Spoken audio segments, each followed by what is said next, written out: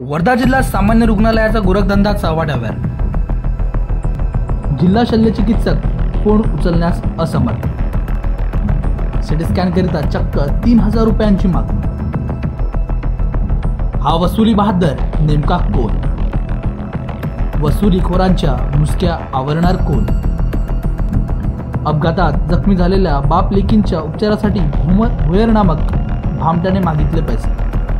स्थानिक वर्धा शहरातील जिल्हा सामान्य रुग्णालयात वसुलीचा नवीन धंदा सुरू केल्याचा खळबळजनक प्रकार समोर आलाय.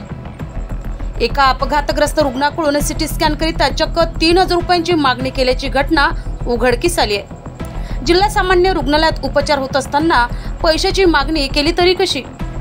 या वसुलीखोरांच्या मुसक्या कोण आवडणार याकडे आता सर्व जनतेचे लक्ष लागलेले आहे. जनसंग्राम न्यूज वर्धा. एक ऍक्सिडेंट झाला.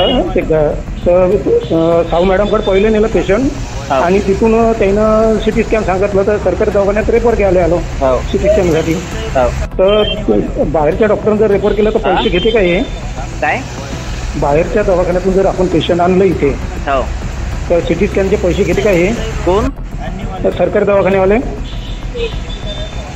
नाही, असं तर काही नाही आहे. सरकारी दवाखान्यामध्ये सिटी स्कॅनचे पैसे मागून राहिले का? ते 3000 रुपये घेतले, पावती नाही देऊन राहिले. कोण? सरकारी हॉस्पिटलमध्ये? हो. कुठला आहे?